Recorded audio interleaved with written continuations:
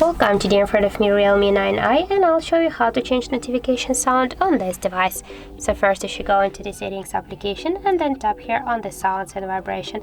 Now just to change your notification sound, click here once, click here to allow, and now as can you see we got the Realme jingle selected. Also we can change the other notification sound by just click on each of the sounds. And now just to save the changes, go back, and here you can see that we just successfully changed the notification sound on our Realme 9i. So that's it, thank you guys for watching, and if you find this video helpful, don't forget to leave a like, comment and to subscribe our channel.